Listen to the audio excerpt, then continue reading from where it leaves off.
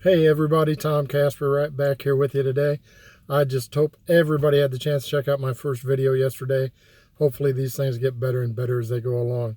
Yesterday we talked about having the desire to succeed, how that I feel that's probably the most important thing that you can possess if you want to succeed, not just in sales, but in life in general. So the way I always remember that, just for me personally, if you don't have the desire, you won't succeed. I shorten it to, if you don't, you won't. If you say that to yourself once or twice a week, you'll always remember to keep that desire and not let outside situations influence the way that you behave. Today I want to talk about the second thing that I think is important, not only again in sales, but in life. You know, ever since I was a young man, I came up with plenty of great ideas to make money or to be successful with things.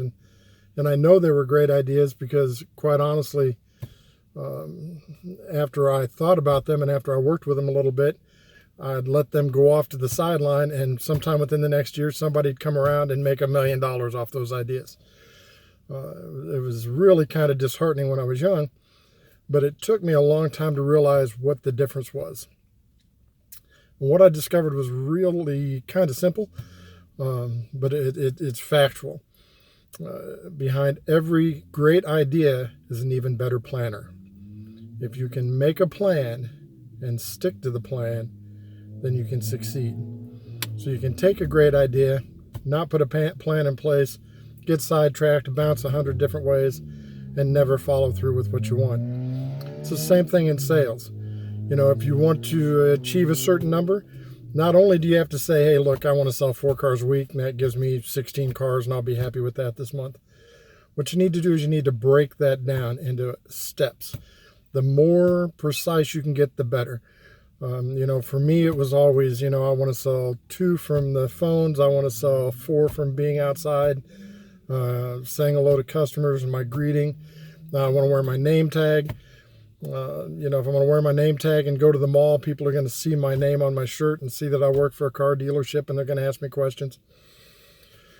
So for me, right from the start, you may have noticed that I put down 10 ways to sell 2 cars. When I first started selling cars in 1979, they always wanted me to sell 20 cars. That was like the magic number. Sell 20 cars and you're going to be rich. But to find one way to sell 20 cars can be pretty tough. You know, even finding 2 ways to sell 10 cars, which would give you your 20, is pretty tough. So what I tried to do was always break it down, find 10 ways every month to sell 2 cars. And while I was selling, you know, there were very few months I didn't hit the 20 plus cars. You know, there's really an endless amount of ways to sell 2 cars. You know, the more creative you can get, the better. Sometimes you're better at one way than another way, so you might want to up your number on your plan for the way that you're best at, which is a good time to bring this up. This is my manager tip for the day. When I manage salespeople on the floor, I keep a notebook. Inside that notebook, it's only for me. Nobody else ever gets to see inside of it. The owners don't. Nobody else does. But inside that, I put down the strengths and the weaknesses of all my sales team, every salesperson that works for me. And then once a month, I go back in and I revisit it because, quite honestly, you can get better, or maybe things have changed in your life, or maybe things have changed in the business to make what you were good at not so good anymore. So every month, that allows me to go in and look at your strengths and your weaknesses and direct you on how to make, you know, a better presentation or how to make more sales, because I know how to gear you towards your strengths. So as a manager, guys, that's what you need. And don't just sit back and say everybody's the same, because they're not. You know, take your guys that are strong with the phones, give them an incentive to show the guys that aren't strong with the phones how they get better at it. Or you sit down and do it. You know, obviously, you know, that's the best way. That's what I always preferred. You know, I'm not going to tell you, I'm going to show you. You know, that's what I like. So we'll get back on track here. You know, whether in life, you know, if you're talking about a relationship, if you have the desire to make it work, then what you need to do is make a plan to make it work. You know, I'm going to spend time with my spouse or my significant other. We're going to do this. We're going to have dates. We're going to go to dinner. We're going to have this amount of alone time every month. Stick to it. You know, as a matter of fact, what I do is I always put myself a penalty in there if I don't reach my goal.